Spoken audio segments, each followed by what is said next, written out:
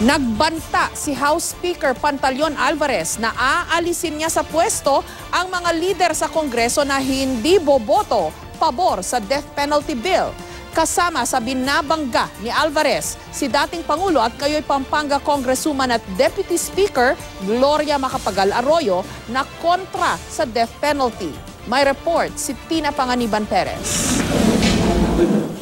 Seryoso raw si House Speaker Pantaleon Alvarez. Tatanggalin daw niya sa pwesto ang sinumang Deputy Speaker at Committee Chairman ng Kamara na hindi boboto pabor sa death penalty bill. Hindi banta yun.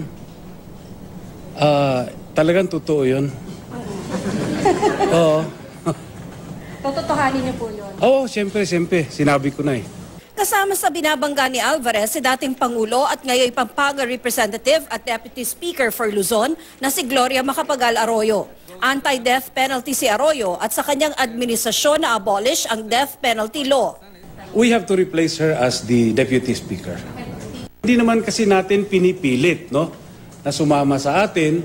But alam nyo, leadership kasi ito, no, yung bill na to, leadership bill to. Ngayon, kung hindi ka naman sang-ayon doon sa liderato, it will be awkward na kasama ka sa leadership. Sinikap ng GMA News na hingin ang pahayag ni Arroyo pero tumanggi ito.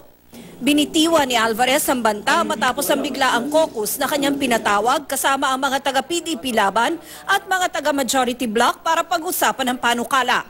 Para raw makumbinsi ang mga kontra sa death penalty, ilalagay sa panukala na hahayaan na ang mga hukom na mamili ng parusa, kung kamatayan o kulong. Walang penalty of mandatory death. So, there will be no offense where the penalty is mandatory death, but reclusion perpetua to death. So, giving the option to the judge. Inalis din sa death penalty bill ang plunder dahil kasama naman na raw ang parusang kamatayan sa kasalukuyang plunder law. Ang ilang taga-majority bloc na kontra sa death penalty nanindigan sa kanilang posisyon kahit pakapalit nito ang kanilang chairmanship. Kasi Even nga if there's meron a threat to remove you from your chairmanship or from the majority bloc. Nasa kanilang burden eh. Pag ginawa nila yon, sila yung mapapahiya. Pero kahit palumusot sa Kamara, sa Senado, tila patay ang death penalty.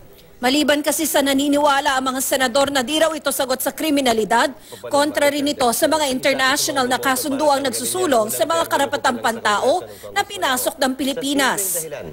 Hindi perpekto ang ating justice system at rehabilitative na ang ating penal laws. Hindi tayo pwede mag-violate ng niratify natin kasi international law, part ng law of the land. Ano? Yung treaty is inferior to a law.